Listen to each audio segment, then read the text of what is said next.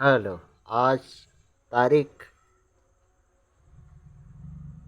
30 महीना 8, नीलकंठ स्थान डॉक्टर भीमराव रामजी अंबेडकर विद्यालय, खंदरा, पोस्ट खंदरा, भाया उखरा 713363, वीडियो ऑफिस और police station Andal, sub divisional office Durgapur, district Paschim Bardhaman, West Bengal, near by lord Shiva temple, Neelkanth Sthan. Today educational घुट्टी के तहत आज का सब्जेक्ट है West Bengal CS preliminary English composition. 2020 का क्वेश्चन है जिसमें इरर डिडक्शन करना है। Subject select the correct. पहला है I need a dash note, NOTE, note माने रुपया। ऑप्शन है 500 रुपीज़,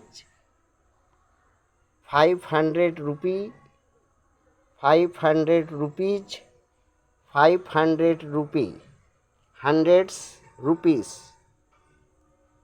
आपको ABC में से D में से ऑप्शन जो गलत है उसके बारे में व्याकरण के अनुसार बताना है।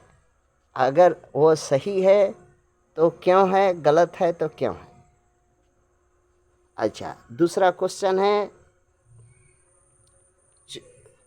Choose the correct indirect statements.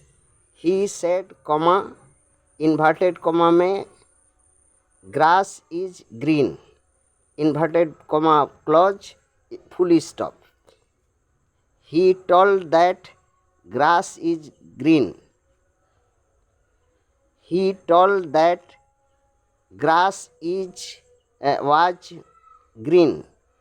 C में है he told that grass had been green.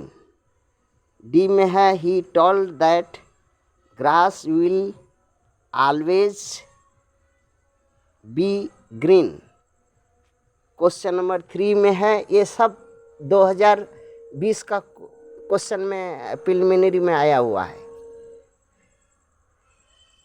Choose the right option to rewrite the sentence. No sooner dash the sun fission than the frog disappear. A में did, B में has, C में had, D में was. इन सब का तीनों का solution है ए का, क्वेश्चन का बी,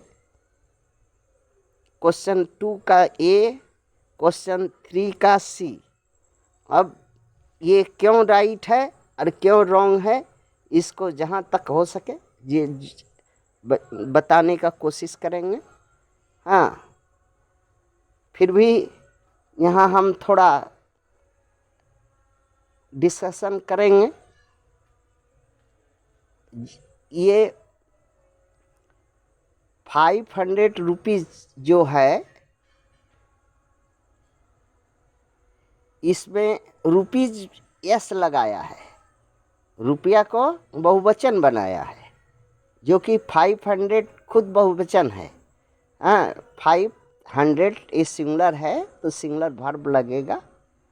हाँ, सिंगुलर लगेगा, इसलिए इज का कोई वहाँ यस का कोई प्रयोग करने का ज़रूरत नहीं था पहला वाक्य में।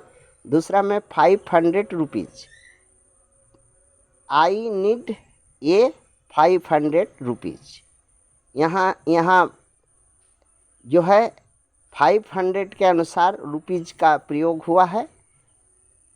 500 जो है बहुवचन के रूप में यहाँ है, इसलिए इसको रुपीस को बहुवचन बनाने का कोई ज़रूरत नहीं है। अच्छा, अब आते हैं सी पर। 500 रुपीज़, यहाँ वही भूल, पहला वाला भूल किया है। 500 रुपीज़ एक ही भूल। अच्छा, 500 रुपीज, हंड्रेड्स, हंड्रेड्स माने जो इसको भी बहुवचन बना दिया है।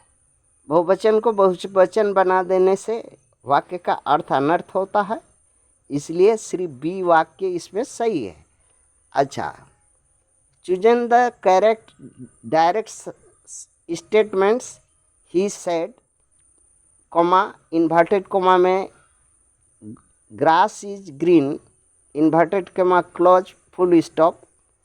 ये में है he told that grass is green,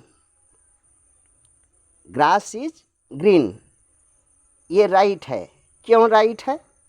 क्योंकि ग्रास जो है, घास जो है हमेशा हरी रहता है, जो हमेशा एवर जो एवर ट्रूथ है, यूनिवर्सल ट्रूथ है, उसको आप कोई टेंस या सेंटेंस या कोई चीज़ में बदल नहीं सकते, इसलिए वो राइट है। हाँ, एवर यूनिवर्सल ट्रूथ है, घास हमेशा हरा ही होगी।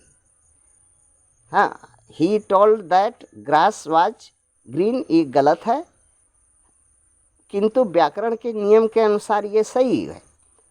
जैसा रूल बताया है इनडायरेक्ट नरेशन का, उसमें अगर इज है तो वाज करने होगा, प्रेजेंट इंडेफिनिट प्रेजेंट कंटिन्यूअस को पास्ट कंटिन्यूअस में करने होगा, तो ये उसको उस हिसाब से ये ठीक है।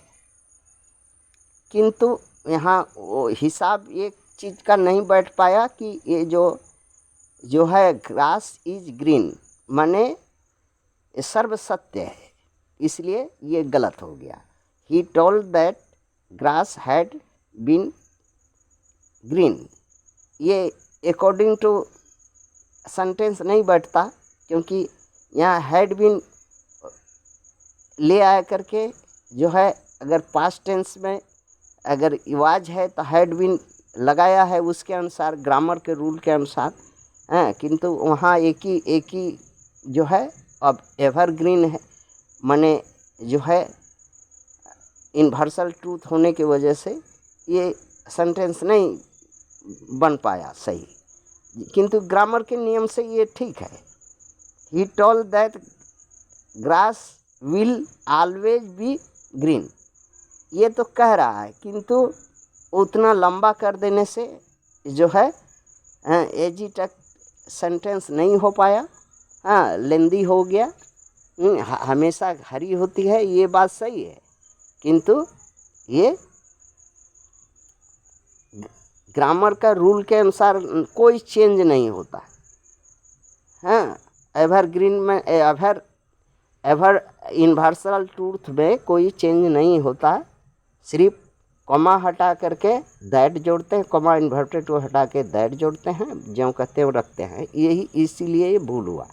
अब लास्ट में आते हैं, chosen the right option to rewrite the sentence, no sooner dash the sun frozen the than the fog disappeared. यहाँ सी ऑप्शन राइट है। क्यों? यहाँ सी ऑप्शन इसलिए राइट है कि डिसअपियर के अनुसार, डिसअपियर के अनुसार जो है हैड का प्रयोग हुआ है।